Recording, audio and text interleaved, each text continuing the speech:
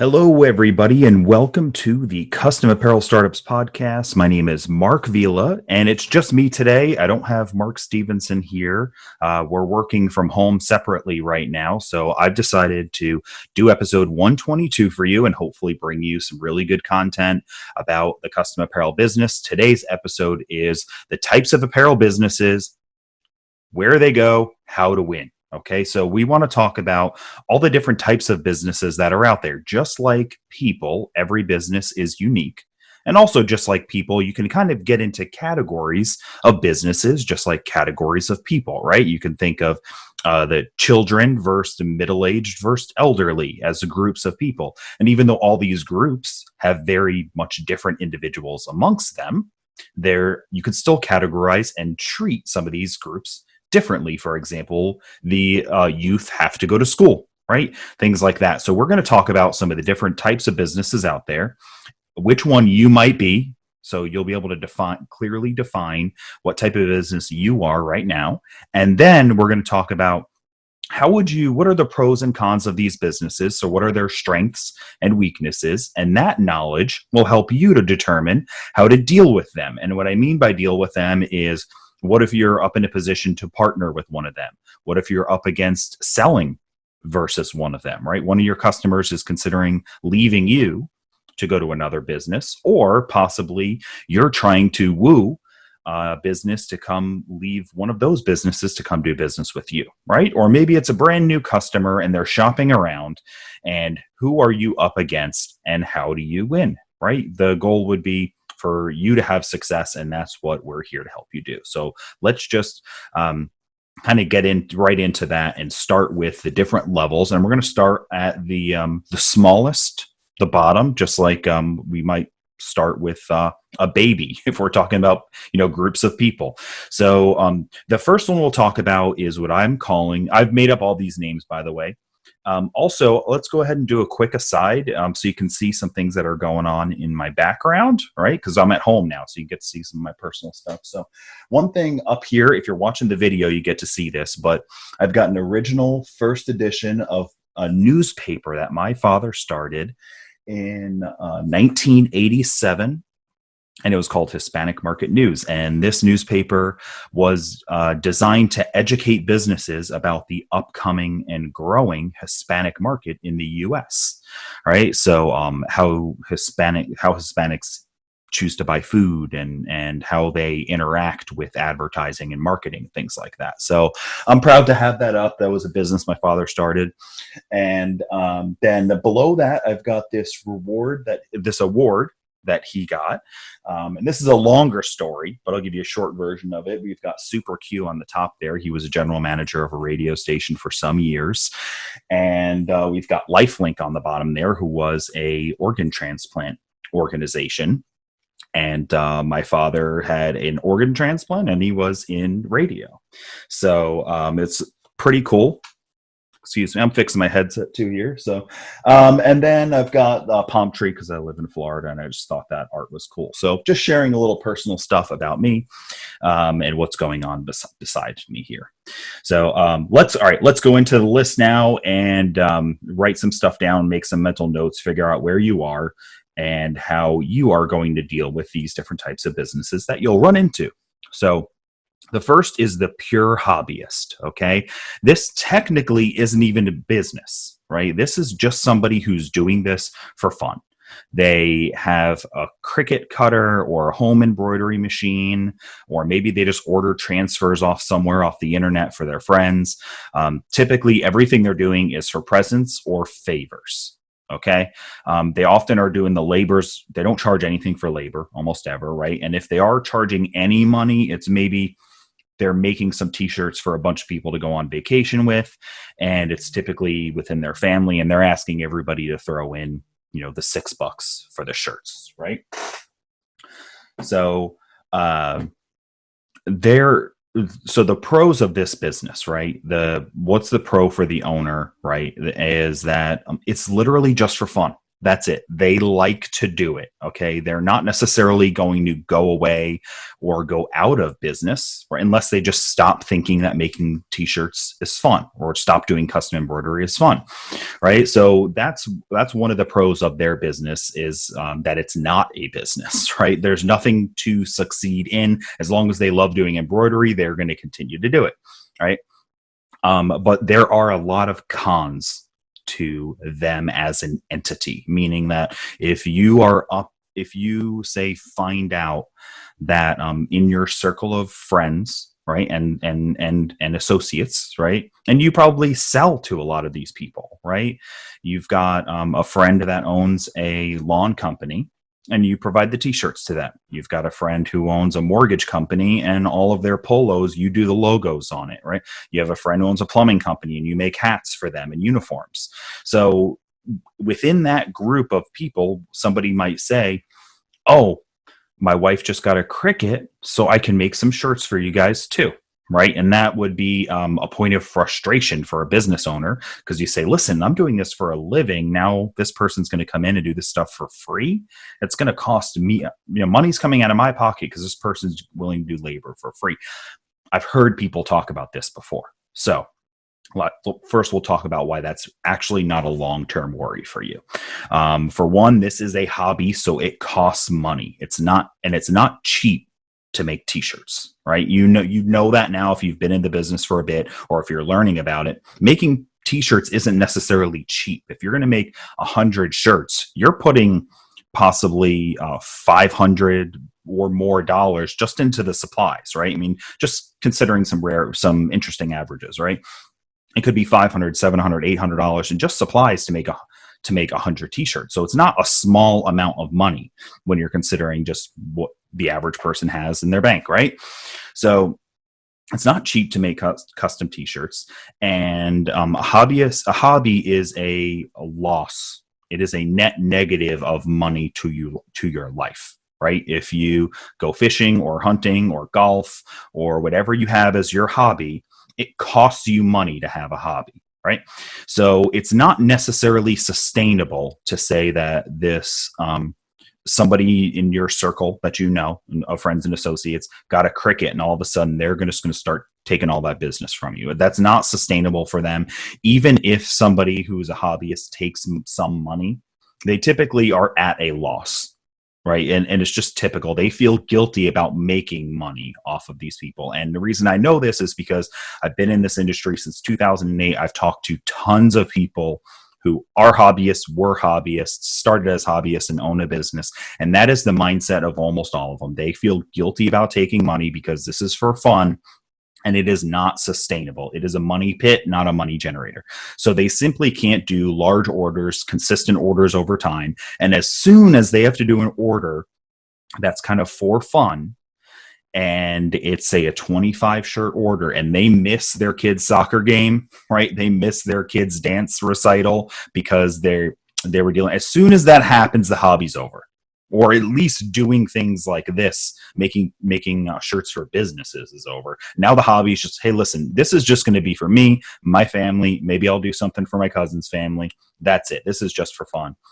Also, there's tons of dormant Cricuts out there that people were gung-ho into it for 3 months and then they quit because they realize that making t-shirts is work, which is why you listening to this are making money from it because it's a good amount of work to do this stuff.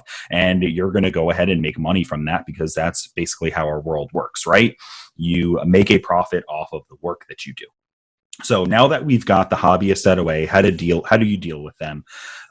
You be their friend for sure. Be connected and be close with hobbyists. That is one of the best things you can do. They're going to be a source for referral business. They are going to consistently get people up to them. Oh, you make shirts? Will you make me 20? No, I don't, I don't do that. I tried it once before and I missed my daughter's dance recital because I was making plumbing t-shirts. I'm never doing that again. I just make stuff for my family. But a good friend of mine owns a shop and I can refer you to them, right? And that's what you're getting for. So many of our customers at ColDesi and Coleman and Company get referral business from hobbyists. And it doesn't matter if it's people who have Cricut machines or if it's people who have home embroidery machines. We hear about it all the time, that there are people in little, Facebook groups and things like that.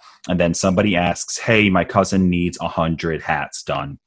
And boom, you can get that referral business. So there's what I call the pure hobbyist. It's just for fun for them. It's really not to worry about. You shouldn't stress about pure hobbyists really taking any significant portion of your business for a long period of time. So next, we're going to what I call this one, the side hustler. Okay, I actually really like the side hustler because this is a work ethic thing, but it's usually one person, maybe two people. The owner has a full-time job and they're doing this as a side business to earn extra income off of in addition to their full-time job. It's usually run off of off hours, so it's typically nights and weekends. And the goal, the financial goal of the side hustle is usually modest.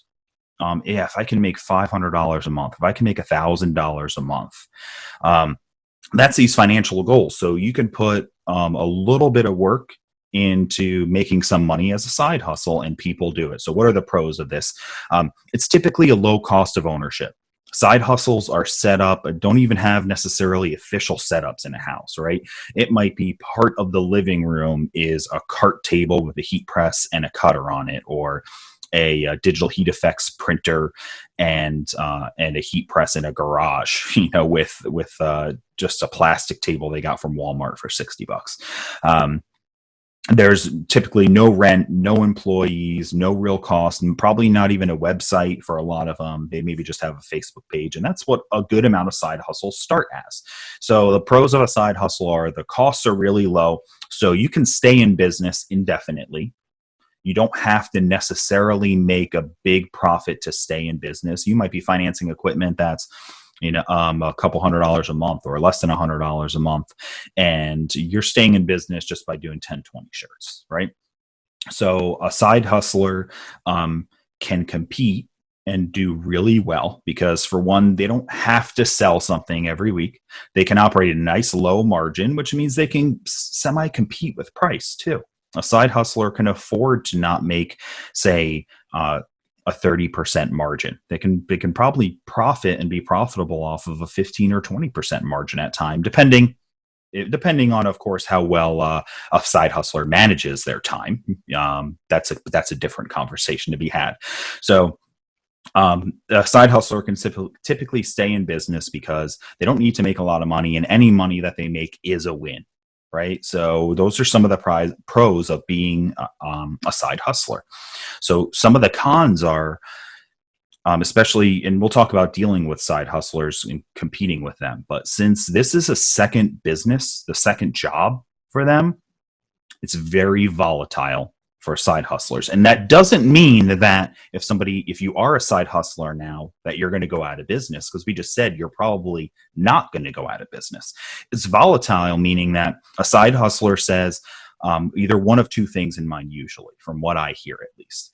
One is you like your full-time job. Maybe you're a teacher or something, that you own a small business, a different small business, whatever it is. Maybe you just like doing your job, but you want to make some more money. You don't want to quit your job. You don't want to stop being a teacher, but you would like to have an extra $1,000 a month. So you have this small side hustle business.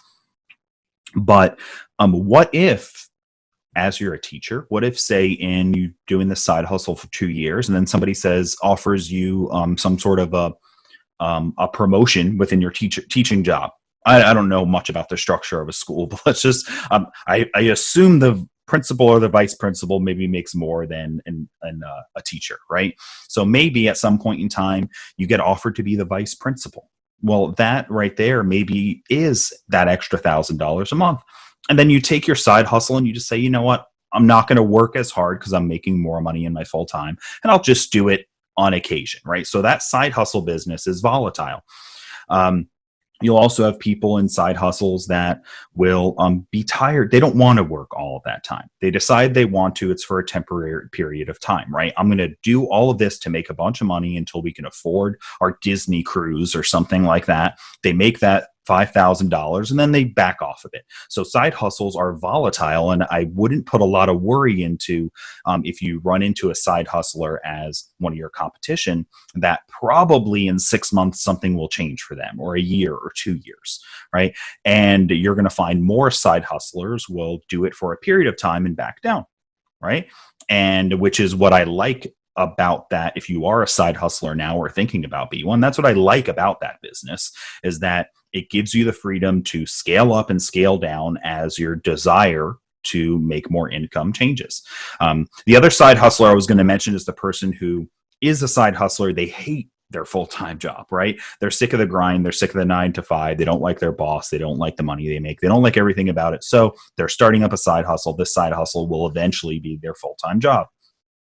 They are a little bit less volatile because they really have a goal to get out of this. It's more than just going on a cruise or a vacation or buying some extra stuff for their house. They want a full lifestyle change, right? So those are the couple types of side hustlers.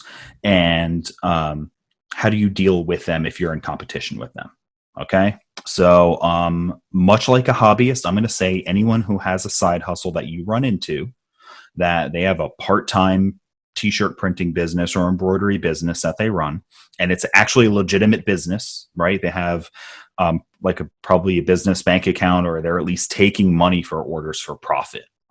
I'll use that as the minimum. They're trying to make money. Then you've got to have a great connection with them. If you are another side hustler, for one, like I mentioned, volatility of this business. So if you meet somebody else who has the same type of a t-shirt side hustle that you have, you've got to be friends with them, partner with them, talk with them, because one day they might get that vice principal promotion that I mentioned, right? Or one day they're just going to say, you know what, we're having another kid. We're not going to have time to do this business, and you're going to be handed customers, right? They're also going to say, hey, I got an order for 50 shirts. I could use some help.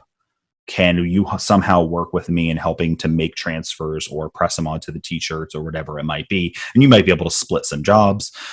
If you also might be a little bit more sophisticated than them. So their side hustle business might be particularly small, and maybe they just have a cutter and you have a digital printer, like a digital heat effects, or a DTG. So you might have a different technology or a better technology where you can do something they can't. So it's really, really important that you connect and become friendly and network with other side hustlers. If you are a side hustler, if you are a bigger shop than them, which we'll go into, if you're anything above this, same exact reasons. You could probably produce more. You can probably produce faster. You can probably produce different things that they can. So you're going to want that referral business. So many of our customers get referral business from smaller shops to bigger shops. There are so many referrals going up that chain. The smaller you are, you often are referring up, especially as you get a small contract that's 20 shirts, then all of a sudden that company comes back and they've grown and now they want 300 shirts. Maybe doing 300 shirts isn't your forte with your technology, so you outsource that. And with that happening, you've got to make sure that you're friends with people that are side hustlers to get those referral business. So let's go ahead and one more thing about the side hustler. If you are a bigger or longer, if you've been in business longer, or you're a bigger shop, or you're full time and you're dealing with side hustlers, you are definitely going to be better understanding of the technology. You should be better at the sales of it. You should know more. You should have more knowledge. So with that, make sure you use that if you are selling. If one of your customers decides to go, oh, I met somebody who has a small part-time shop, use all those skills that you've built to get yourself to full-time to sell against them, because you are probably going to be better at everything, because the side hustler is maybe new to this business, right? Or they haven't done it for as many hours as you have. So your experience should make you more likely to get the business. Okay. So next move up is the mom and pop. That's what I refer to this. It's typically, I'm going to say this is a two-person shop. It's typically going to be a married couple. It might also just be two best friends or a couple of cousins or some neighbors who've become good friends over the years and decided to open up a little business in the garage together, right? This shop is typically small. It might still be home-based, probably is, or garage-based or something like that. It's typically also, I'm going to say you're at this level when it's full time for one or both of the owners, right? So it's full time for the husband, the wife still works, or vice versa, right? Or full time for both of you. At that point in time, you're a mom and pop shop is what I would refer to. So a small business that's actually a business, but you don't necessarily have employees unless they're your kids, right? So let's talk a little bit about the pros of a mom and pop, right? A mom and pop shop is just going to have their customer service is going to be the best, right? They know how to build personal relationships. That's how they've gotten their business to be a full-time job for them. They've got tons of repeat customers. They're probably an expert in their field. So if they're embroiderers, they know how to do embroidery and they know how to make it look good. They have fought this business probably up through some of these stages even. They maybe started it as a hobby, then did it part-time. Now they're full-time. So they've probably been a side hustler as well. You know, they were probably both working, or one of them started working part-time. So they moved past that side hustler stage. A mom and pop shop, I mean, they know what they're doing. They're tough. They've been through some business. Now, some of the cons of a mom and pop shop are, they don't operate necessarily as a traditional business does, right? So they probably don't have a marketing budget. They probably don't have any staff.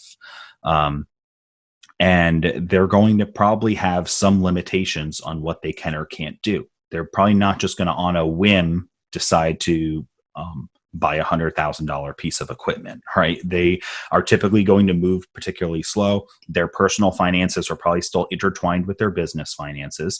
So there is some volatility to that business, even though they really know what they're doing. There's a little bit of volatility to their business too. So if you are a mom and pop shop, you really want to do what you can to make sure you're separating your finances out from your personal and your business, right? So in case you have a personal struggle, your business doesn't die, and vice versa, right? You want these to be maintained separately.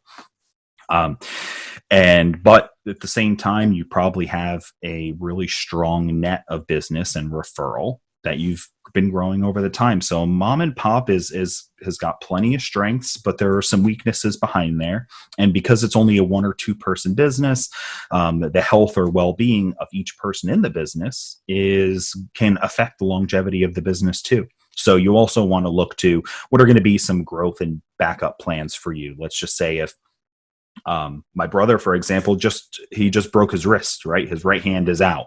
Well, what's your business going to do if you lose one of your 4 hands for the next 6 weeks, right? So that's a good thing to consider to help maintain the strength and longevity of your mom and pop business. So if you're dealing with other mom and pops, or you're a side hustler or a larger business and you have a mom and pop you're going up against, right? So same answer as the 2 that I just mentioned before, right? You've got to be friends with mom and pop businesses. They are amazing at building relationships in general. That's how they've made it. They are going to refer in and out business. They're going to get referral business and they're going to give referral business. One of the best things you could do is find mom and pop shops that do things that you don't do, and find mom and pop shops that you have things that they don't do, because that's going to be the best way to get referrals. Your best way of dealing with a mom and pop shop is going to be, that's your competition, is going to be finding ones that you can have this ebb and flow back and forth relationship with. So in regards to selling against, say, a mom and pop shop, I find that if you're trying to get one of their customers, it's probably going to be hard, right? They've got good relationships typically. But if one of your customers is going to them, then I imagine that at this point in time, it's just a battle of who they like more, who they trust more. That's really just it. So if you're a mom and pop, or a part-time, I don't even know the side hustler. I forgot my own words. If you're a side hustler and you're going to lose business to a mom and pop shop, or you're a mom and pop shop and you're about to lose business to another mom and pop shop, it's probably because they like this other person better. And that hurts a little bit, it's sad. But that's probably why, because all of these small businesses here, it's all relationship selling. It's through referrals, and it's through being a good salesperson, and it's through doing quality work. So if you're up against a mom and pop shop, you've got to make sure, are your relationships solid? If your relationships with your customers are not solid, do a better job, right? Communicate with your customers, meet with them, network with them, make sure they're happy all the time. In addition to that, you've got to hone your skills. You've got to be really good at making t-shirts, really good at making hats. If your digitizing never looks that good, stop doing it yourself, right? We've got at ColDesi, we've got ColDesiGraphics.com. Go there, start doing your digitizing through there, right? Get your digitizing better. Same thing with your graphics. If your graphics don't look good, you got to shore all that stuff up, because nobody's ever going to leave you if you've got a good relationship with them and the quality of your work. They're never going to shop. And if somebody else approaches them, they're probably not going to listen to it, because you've got that relationship and they're happy every time. There's no reason for them to leave, right? And we all know businesses like that we work with now, right? That could be anything from your dentist, to somebody who does your lawn, to whatever it might be. You're just not going to leave them because you're happy, right? So keep your customers happy, and that's how you deal with that. So the next step up in business, I'm going to say, I call it small but fierce.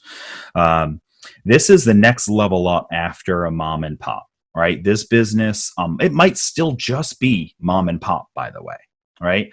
But it's got upgrades. This business operates with like true profit in mind. It's got monthly and annual budgets. It makes decisions not based on personal finances, but on business plans. It's a pretty nice place to be. There's some strength in this business right here. You have truly intelligent and seasoned professionals running these businesses, as a pro. They know how to sell. They know how to deal with competition. They know how to be profitable. If this is you right now, you're in a really good position. And I would just say continue that. Maintain that. It doesn't mean don't grow or shrink how much business you do, right? That's up to you on what the size of your business, but continue that mindset. Have profit in mind, have goals in mind, have budgets, have your finances all set up right, have sales goals, have methodologies on how you do things. So if you've gotten to that point, you've got to maintain it. A lot of customers that we see that are small but fierce, the only time they go out of business is because they choose to. I want to retire, right? Which is fine. Or they lose one of those, right? They lose their ability to stay diligent in their finances. They don't set goals. They don't try to get more business, right? Because they lost a big customer and they had no plan for that. They haven't tried to sell a new customer in years, and now they're basically rebuilding from scratch. So some of the cons of being this business, and if you are dealing with a small but fierce business as one of your competitions, since this is a really true business, to its core, it does lose flexibility. Right? It loses a little bit. They are probably going to stick with certain suppliers that they work with. So if your customer wants a particularly unique shirt, they might not even bother to, right? They just say, listen, this is who I buy from. I'm not going to go hunting for a shirt for you. They are definitely set in their ways, their methodology, how they do things, how they deliver things, how they do artwork, what type of fees they charge. They're typically stuck, and they're probably not going to bend on a lot of those things. And the reason why they're not is because that's what's helped to get them where they are. So a small but fierce business is going to have a little bit less flexibility, where if you are just a mom and pop shop, or you are I don't even know why I can't remember a side hustler. So anyway, but if you're a mom and pop shop, or you're a side hustler and you're dealing with this small but fierce business, remember that you've probably got more flexibility than them in whatever it might be, right? You probably, and especially if you're trying to grow your business, you might be willing to do work Sunday night at 8 o'clock, where that small business is, no, we operate our business between 10 and 7, Monday through Friday, or Tuesday through Saturday, right? They're probably going to be a little more rigid where you have flexibility. That's how you can win against, gain customers from small but fierce businesses, is through your flexibility. And they also have a lot of clients, right? They probably have a lot of clients. They've probably been in business for a while. So their pool of clients is large. That's a strength for them. But also at the same time, that's a little bit of a weakness, because they can't have that same relationship that you can have if you are a smaller business than them.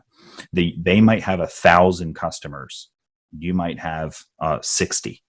Right? You can maintain a relationship. You can call all 60 of those people every month. You can personally email. You can probably visit all 60 of those people within a month. So you can maintain and build relationships better if you're a smaller business. If you're another small but fierce business, it's going to be all about just how well you do things, right? Just like anything else. How well are you at pricing, at selling, at maintaining quality within your work, delivering on time, not over promising and over delivering. That's all just the basics at that point in time. If you're a small but fierce business and you're going up another small but fierce business, the winner is just going to be the one who's better, typically, right? So know how to sell, know how to produce things, know how to do a really good job, and keep your relationships with your customers.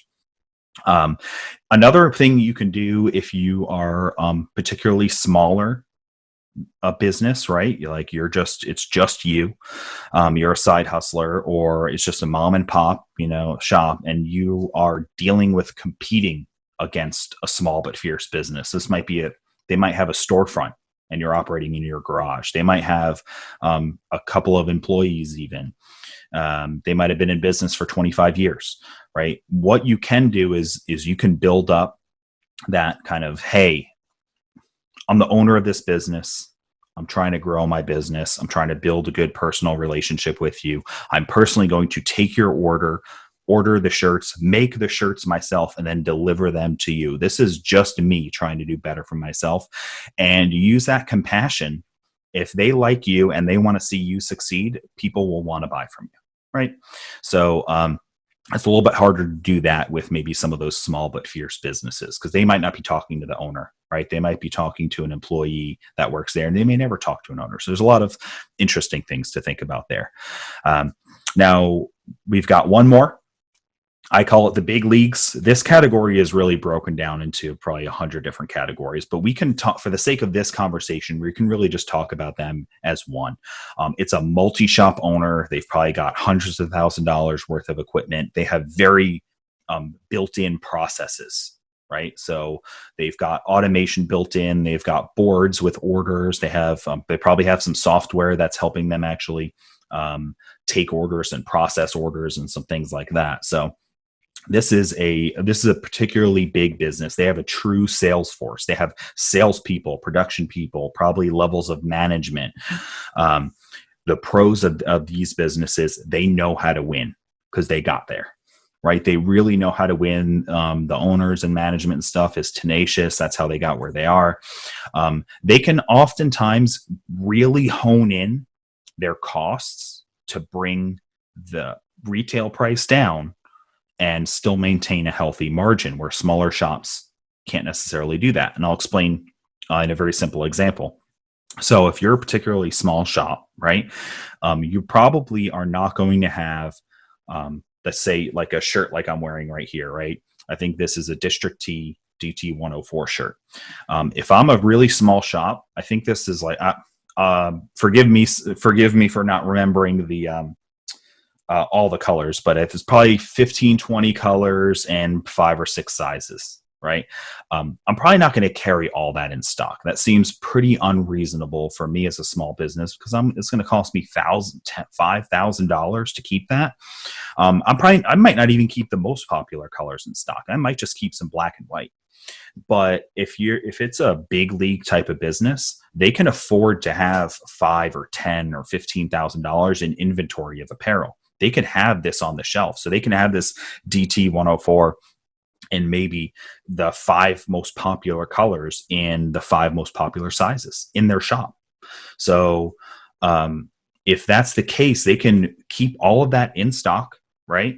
And when you go to place an order with them, they don't have to worry about ordering the shirts and if they're paying a shipping charge and making sure, okay, well, I'm going to order 20 of these shirts. That's going to cost me $10 in shipping, 50 cents a piece, right? You're kind of following some of that math.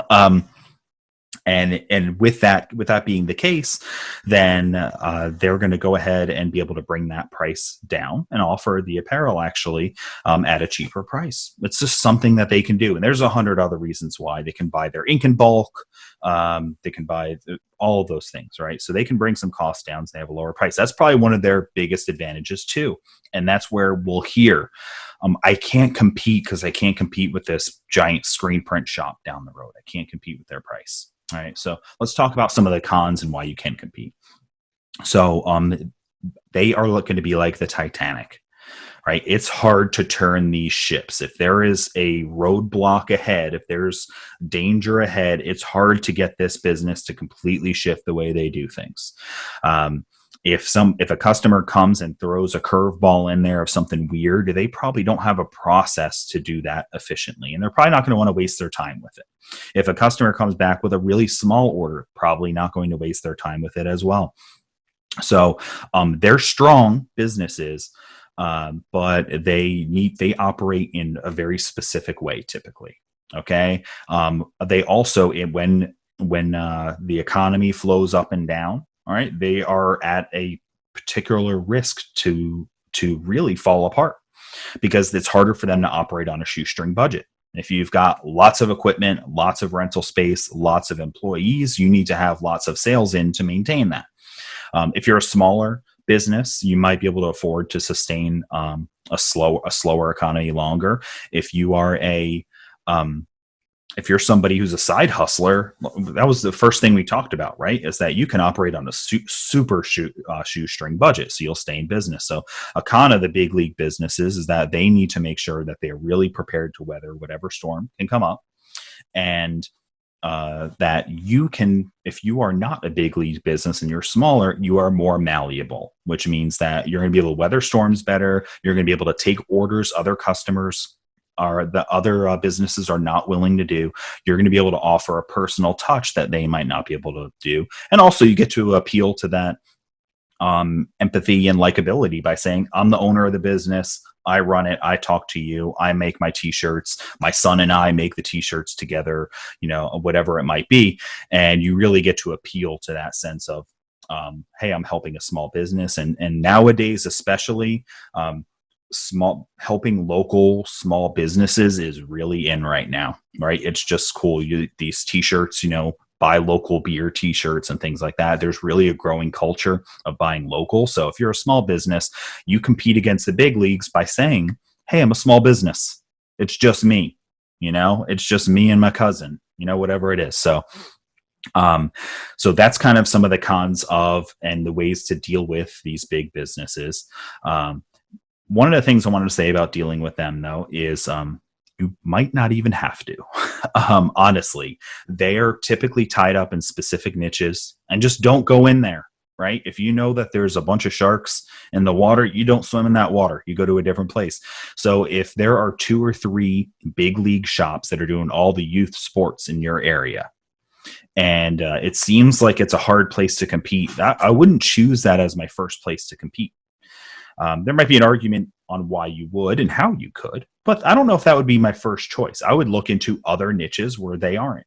So maybe there's motorcycle clubs, or maybe there's nobody really dealing with, say, the dance or cheer locally in your town. They're big into the Little League and the Pop Warner football and all that type of stuff, but they're not dealing with some of the small, like the adult sports, for example, adult softball leagues and things like that. So find a niche that they're not in, and you're going to have to go up against them less. They also might just be an online business. Or they might be a corporate account business. So they're dealing with giant corporate accounts and doing t-shirts for grocery store chains and things like that. You're not in that world. So you might not even have to compete. And I'll tell you what, there are so many of these really big league businesses that you've never heard of, right? That you didn't even know exist, that are making hundreds of thousands of shirts a month, because there are so many niches and so many businesses out there, and you don't even know they exist. They could be in your town, right? It's really interesting. And I just know this from being in the business. We have customers that they are located in one town, all of their business is on the other side of the country with some big corporate accounts. So, so that's kind of it. I would say do not try to drive your costs all the way down to compete against those big league businesses, because they will win. All right. They will typically win in that battle, because if they're doing 100,000 shirts in a month, let's just say, and you're doing 1,000 shirts in a month, they can afford to lose money on 1,000 shirt order, possibly, just to keep that business in house and worry about it next time, where you can't. So I wouldn't try to race to the bottom on money, but then you're not going to win that way. You're going to win with customization, personalization, relationship building, and dealing in niches that maybe you're not directly competing against them. And if you are competing against them in particular niches, you're offering something that they cannot. I can think of one small business where she does a lot of cheer and dance type of stuff.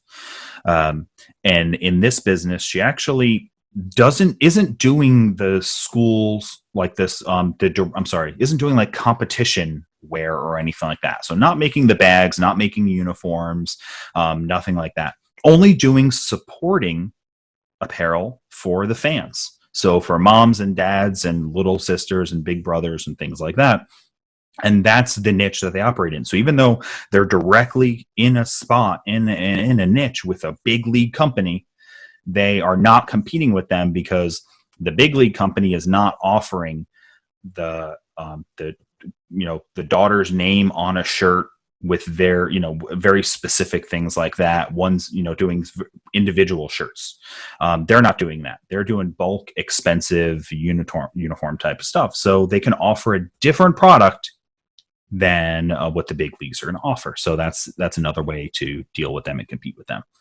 So now that you've kind of know the different types of apparel businesses, according to me at least, I believe I'm qualified in understanding this through having dealt with thousands of businesses over the years I've been doing this. So I think it's really important that you understand this too, and kind of break down how I thought about it, and really understand how you compete against these businesses, which one you are, where you want to be in the future, and how you're going to get there.